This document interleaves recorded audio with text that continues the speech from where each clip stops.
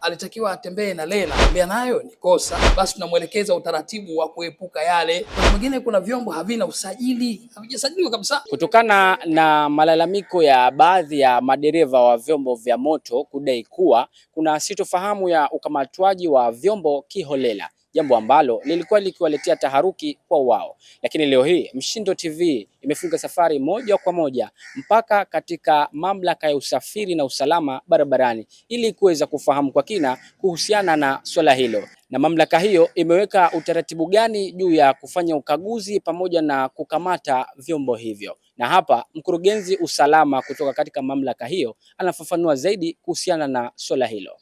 Majukumu makubwa ya mamlaka ya usafiri na usalama barabarani ni udhibiti wa usalama barabarani wa vyombo vya moto, abiria pamoja na watumiaji wote, kudhibiti usalama wao pamoja na mali zao. Mamlaka kwa kushirikiana na jeshi la polisi kupitia sheria nambari 7 mwaka 2003 ya usafiri imetupa mamlaka ya ukaguzi wa vyombo vya moto.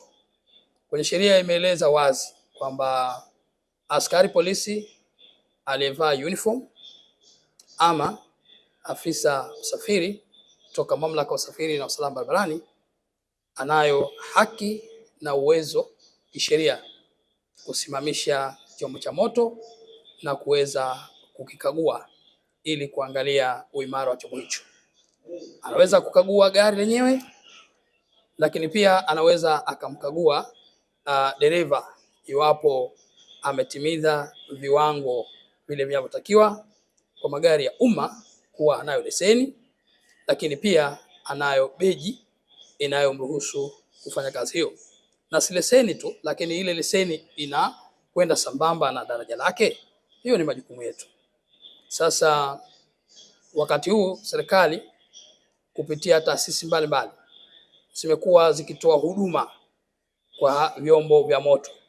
Mfano, kuna shirika la bima linatoa huduma kwa vyombo vya moto, lakini pia kuna taasisi mbalimbali ambazo zinahusika na masuala ya maegesho ikiwemo Mji Mkongwe, manispaa na wengineo, pia wanatoa huduma. Sasa pale ambapo inatokezea kufanya ufuatiliaji maalum wa huduma inayotolewa kwa wale ambao hawakuweza kufanya malipo kwa wakati, tunashauri tuweze kufanya kazi hiyo kwa pamoja wakiwa njiani, kwa sababu mamlaka ya jeshi la polisi na mamlaka aliyopewa afisa usafiri ni kuweza kusimamisha chombo, na madereva wameelezwa hivyo, wanaweza wakasimamishwa na askari polisi ama afisa usalama. Na wakati wa kusimamishwa kwake sheria imeweka wazi, hata kama mazingira ya kisheria katika hilo eneo hayaruhusu kufanya hivyo, basi wakati ule ambapo askari polisi yuko barabarani na kukusimamisha, basi unapaswa ufate maelekezo ya askari polisi. Kwa hiyo ni utaratibu mzuri sana pale ambapo taasisi za umma zinazotoa huduma kwa vyombo vya umma wanapotaka kufuatilia utaratibu wa huduma ambayo wanatoa, ni vyema wakashirikisha jeshi la polisi na mamlaka ya usafiri na usalama barabarani, ili hatua ya usimamizi au usimamishaji wa vyombo ukafanywa kwa utaratibu. Kwa wale wote ambao wanaweza kusimamishwa kwa ajili ya ukaguzi kwa mtu ambaye hamfahamu, ni vyema sana kuweza kudai utambulisho wake. Hatushauri kwa mtu yoyote yule akajitambulisha kwa yeye ni afisa wa usafiri, na wewe ambaye unapewa huduma kiwa bado hujaridhika naye, muombe akupatie kitambulisho chake ili kuepusha ubadhirifu na hujuma ambazo zinaweza kufanywa na baadhi ya watu ambao hawaitakii mema nchi yetu kwa kisingizio kwamba yeye ni afisa husika. Makosa ya barabarani tumeyagawa katika makundi mawili makubwa. Kundi la kwanza ni kosa linalomhusu dereva, maanake hilo ni individually, yeye mtu kama mtu. Lakini pia kuna makosa ambayo inalihusu chombo chenyewe. Kwa hiyo kuna makosa ya mtu, kwa mfano ama dereva kuwa hana leseni, hili kosa yeye binafsi inawezekana chombo kiko sawa, lakini yeye ndo mwenye matatizo. Lakini dereva ambaye mwanafunzi naona alitakiwa atembee na lena vile vile, kutokutembea nayo ni kosa. Naona kwa hiyo nalo hili ni tatizo jingine. Lakini hata kuna makosa madogo madogo yanayohusiana na hawa conductors, kwa pengine anatakiwa avae fomu inayomhusu yeye, kutokuvaa ni kosa. Lakini vyombo vya maringi mawili, kumkuta dereva hana helmet ni kosa. Kwa hiyo haya yote ni makosa ambayo yana uhusiano moja kwa moja na mtu. Yawezekana chombo chake kikawa kiko sawa, lakini yeye kwa mujibu wa utaratibu alipaswa akamilishe haya baadhi ya matajio. Kwa hiyo kutokuvaa helmet hili ni kosa ambalo na ukikutikana kwamba hukuvaa helmet basi unatozwa fine yasiyopungua 1080 kuvaa helmet. Lakini kwa mkazo zaidi, wakati ambapo tunawakamata wale ambao hawakuwa na helmet, basi tunakuwa na kuwashurutisha si tu kulipa ile fine, basi pia tunawalazimisha kidogo ili tusirejee wakanunue lile helmet. Na wakati mwingine tuna force kwamba uje na leseni na risiti kuonesha kwamba hili helmet huku wazima umeenda kulinunua, kwa sababu hatutaki kwamba lile kosa lirejee tena.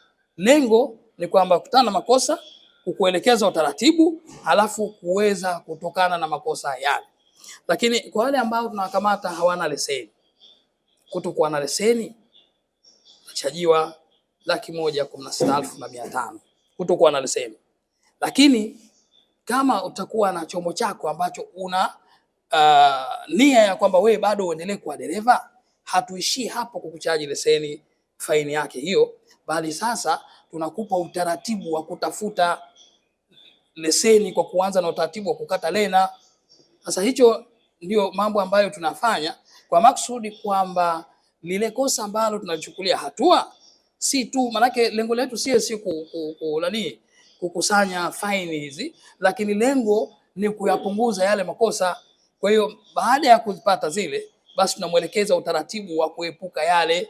Kwa hiyo tumekuwa na utaratibu mzima kufanya hivyo, na kwa vyombo ambavyo tunavishikilia, iwapo mtu tunamkamata hana leseni na hana matarajio ya kutafuta leseni, basi tunampa maelekezo kwamba aje na dereva mwenye leseni ili aweze kuchukua chombo kile.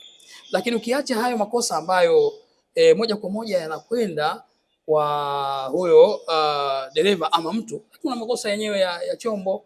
Kuna eneo la umeme, kwa maana ya taa, chombo kinakaguliwa, taa zote zinatakiwa zifanye kazi.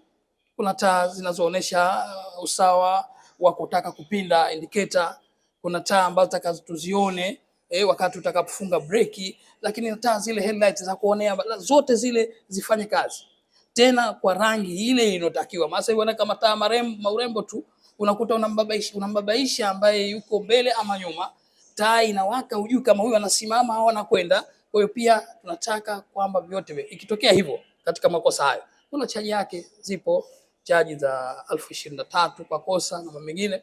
Lakini chombo cha maringi mawili kutokuwa na side mirror, chombo kama chombo ni kosa.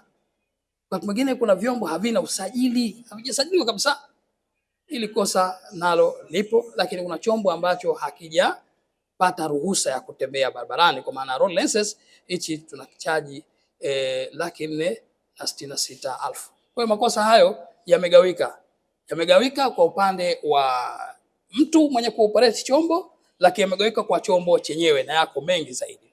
Lakini kwenye leseni mara nyingi katika kosa hili huwa tunaangalia, je, tulie kukamata ndiye mwenye chombo? Pale tutakapobaini kwamba uliyekamatwa siye mwenye chombo, ina maana kuna mtu kakupa chombo hiki wakati akijua kwamba wewe huna leseni. Kwa hiyo fine tunaipiga double.